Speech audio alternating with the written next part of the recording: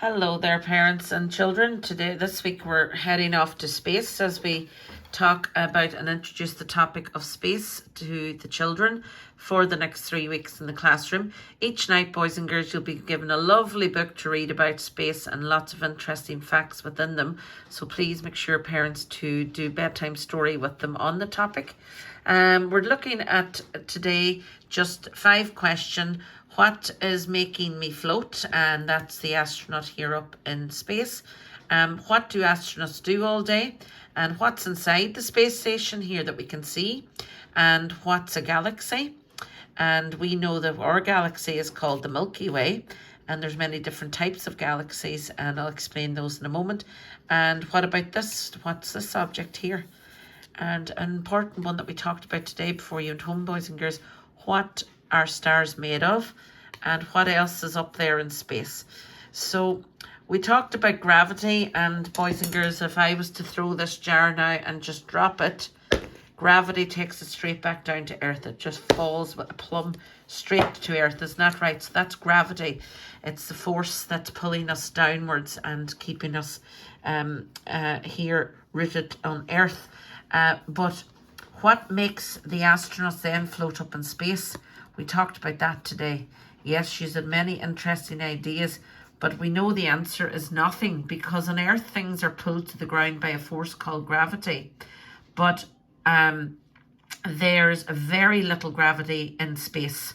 So things seem to just float and have a buoyancy about them. So, and they bop about, just floating about in air.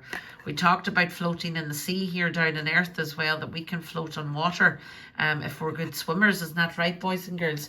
And here just there's nothing up in space. So there's very little gravity in space, so all things float about. So it's important, even when an astronaut decides to go outside the space station, that they're connected here by this long rope so that they can pull themselves back in again, because otherwise they would just drift off into space, wouldn't they? They need to be able to get back into the space station. So what sort of work do they do all day? And let's see the answer here inside the space station. Well, we know they do lots of experiments and exercise and eat and sleep. And sometimes their favourite one is to go out on spacewalks and to do jobs outside, just like this astronaut's doing here, still connected to the space station though by this long white rope, so that they'll be able to get themselves back in again when they have their experimenting done. And sometimes they go out and they take out, different objects to gather particles and gather things in, so that they can take it back and test it inside and let Earth know what they found. And what's inside the space station? Well, we know that everything an astronaut needs to work and to live upon is inside this the rocket and space station, because they have to live and work there for a very long time. So everything that they need, from their beds to their food, to the kitchen, to maybe a gym. We saw that they had gyms inside, didn't they, boys and girls, and treadmills to run upon and so on. Everything they need inside that space station is here for them to live and work upon. And what's this here? We didn't get it fully discussed this one today, but it's definitely something that it's a new space rover, and it's been designed to explore planet Mars. We know planet Mars is just right after Earth, Mercury being the closest to the sun. Then we have obviously Venus, and it's known for its bright shiny, a very bright planet. And then we have Earth ourselves, that's where you and me live here on Earth. And then we have Mars right next to us. We have Mars. So this space rover is going to be going to Mars, and it's going to be going on exploration of Mars and to find out what goes on in Mars, what lives there, and it's going to send us back information to Earth and gather all its information. So it's robotic. It won't need anybody to go with it. The space rover will go on its own. It'll be sent up in a rocket up to Mars, and then it'll stay there, gather its information, and then beam it back down to Earth. And all the engineers will be following its journey and seeing what things it can find.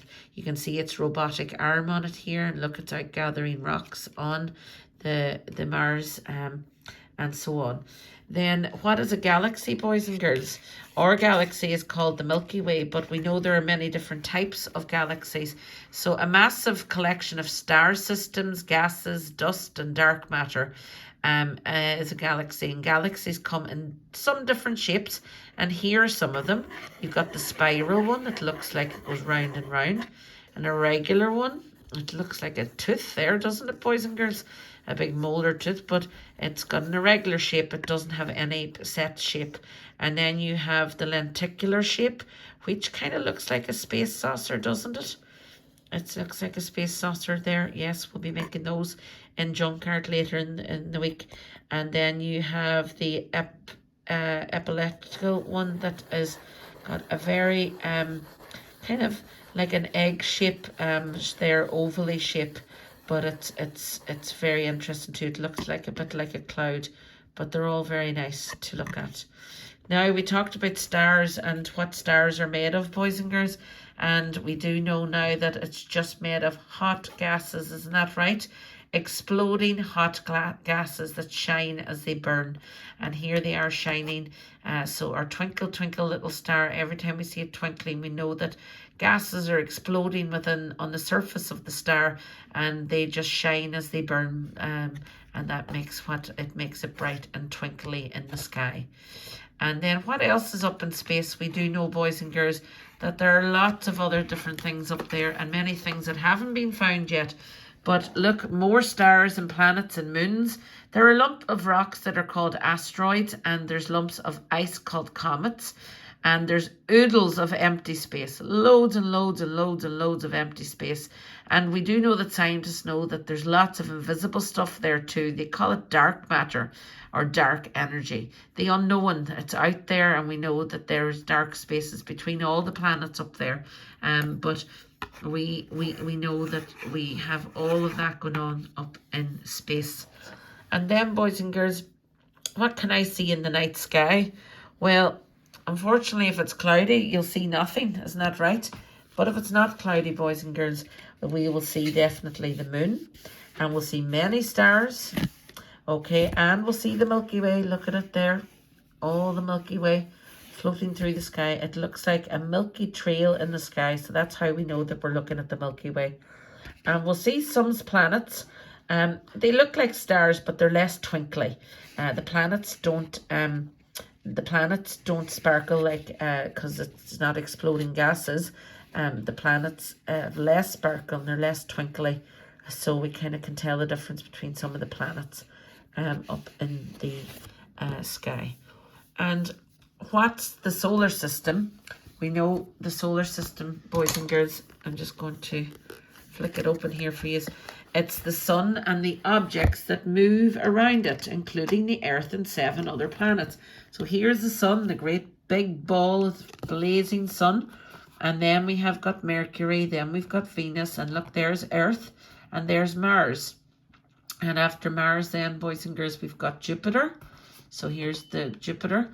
And then we have got Saturn, and we know Saturn because you sat on the rings. Look, the rings going around it. Saturn. And Neptune is the same size, but it's kind of there. It's here, further out. And we have then Pluto. Okay. And the sun is actually a star called Sol. Other stars have their own names and systems too. So lots of stars have got their own names, which is very interesting too. And we'll be studying more of that as the weeks go on. And what is a cosmonaut? And this man here is a cosmonaut, or we have other names for them too. An astronaut who works for the Russian Space Agency. Here he is working for and they have a different color of uniform over the American ones. And the astronaut means sailor of the stars. Love that. They're sailors of the stars up in there in the atmosphere with the stars. And then a cosmonaut means a sailor of the universe. So they have that cosmic power, haven't they, when they're up there? So that's some questions answered already, boys and girls. and we will look at more of these facts as the weeks go on and make some more videos. Thank you.